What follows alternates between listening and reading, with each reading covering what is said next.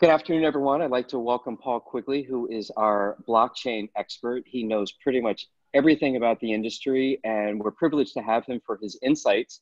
And Paul, in 10 minutes or less, can you tell us what's new that we should be aware of? What industries are taking traction? Are there some names in the industry that we should be aware of? And just take it away. What's new and noteworthy? Sure. Thanks, Michael. First and foremost, thank you for your interest in blockchain. I think it's revolutionary and certainly transformational. I think that what I'd like to do is I'd like to take this short conversation in a block by block approach. And so what I'd like to do is just overview the market, and then we can go into some more specifics. So across the market, across industries, there's an awful lot of exploration for blockchain. There are two different parts of that. One is technical, and one is transformation in terms of blockchain-inspired activity across corporations and startups. The rate of proliferation of startups is tremendous. The growth in the market has been greater than 3,000% year over year. One of the things that we're seeing is, and again, the market has some maturity in it. What we're seeing is the movement of corporations from the pilot stage to the production or enterprise stage. And the overall trend is that the market's accelerating. We're seeing protocol development, which is really the base of the blockchain, continues to proliferate, and people are exploring more efficient ways of balancing speed and power. There's an awful lot of infrastructure development because in order to reach scale at the enterprise level, we need a lot more infrastructure. So you're seeing large companies, names that you would know, infrastructure names like Siemens and broadband carriers and others, storage carriers who are building infrastructure to lay the pipes for blockchain to operate with enterprises. The next thing we're seeing is companies like IBM who are building both infrastructure as well as protocols so they can plug into enterprise environments. We're not going to see large enterprises rip out their core operating systems because of blockchain. What we're seeing is innovation on the fringe in their piloting. And what they're doing is they're trying to find out ways where the use cases have the highest ROI. So what you're seeing is proliferation across all industries. I don't think there's one industry that's been spared. So if you're in power utilities, if you're in retail, if you're in real estate, if you're in government, we're seeing a lot of interest at both the federal and the state level, and this is also international. So we're seeing countries like Estonia, we're seeing other smaller countries who are looking at the opportunity to bring blockchain into their infrastructure. Dubai is another one in the Gulf states are looking at this because of their reliance on power as a main economic driver in their industry. So there's innovation in the solar area, there's innovation in gas and oil, and we're also seeing the same thing with wind. All of this innovation and all of this experimentation has been yielding some very interesting results. What we're seeing is the entrepreneurial startup is continuing to identify their problem or a set of problems that they're trying to solve.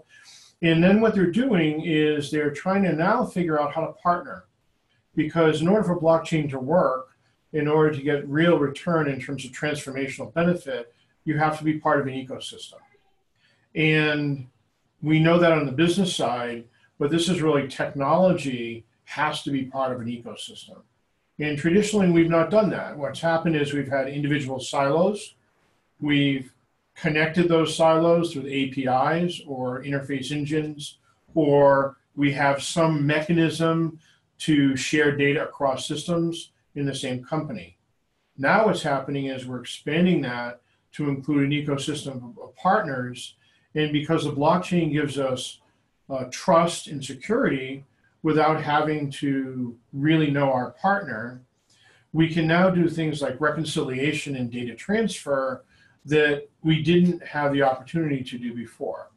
Or we invested a tremendous amount of money on customized interfaces.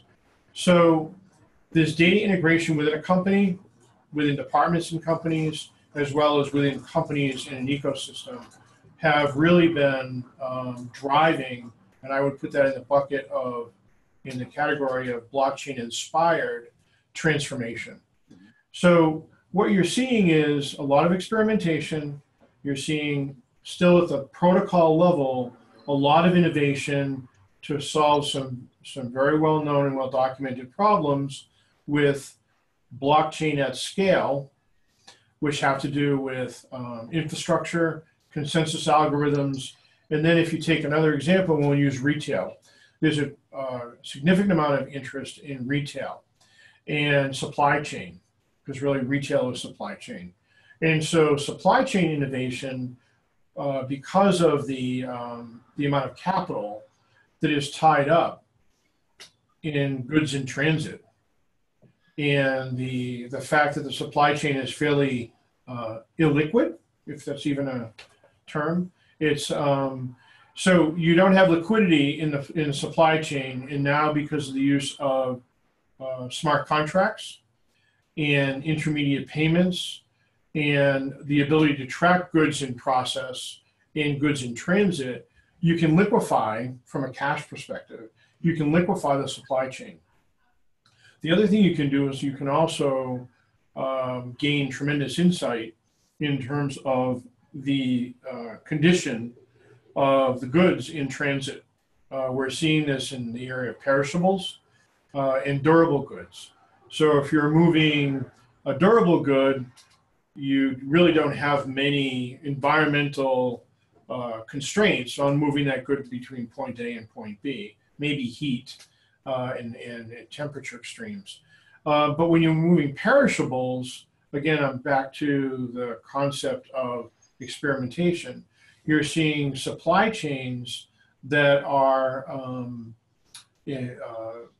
participating in perishable good transfer, now tracking elements of the product, we'll say a vegetable or fruit, from the orchard right through the supply chain to the store or to the stand in where you're buying it. And the consumers are demanding this as well. So some of this is an operational efficiency, but the other thing that's happening is we're having consumers who are demanding more and more visibility to the source of food. And this is becoming very important as we've had a few high-profile situations where products were being introduced into the food chain that were counterfeit, or that they were subpar, or they were genetically modified.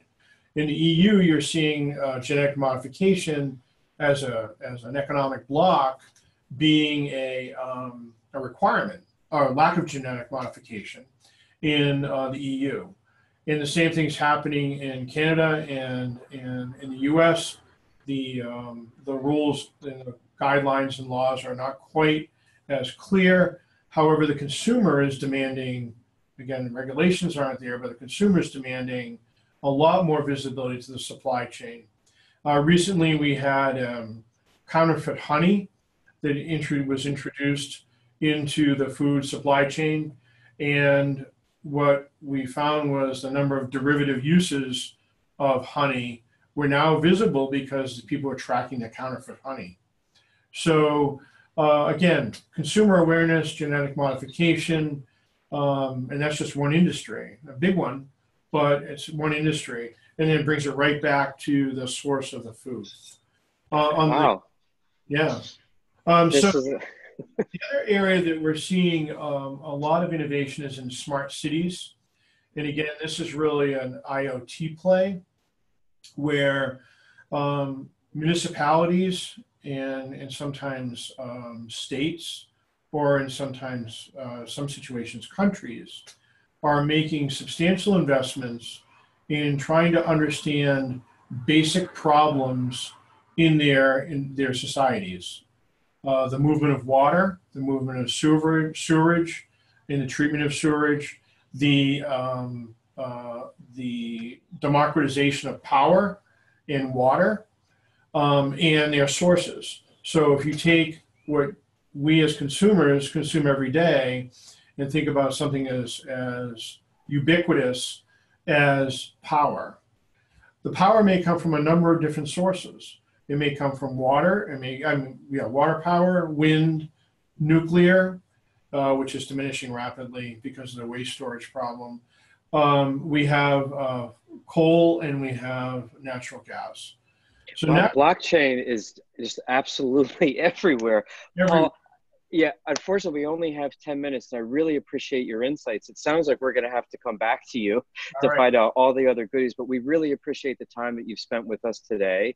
And I hope they come out and start doing a real genuine honey, because I know you're passionate about being a beekeeper. Yeah. Thank you very much. Okay.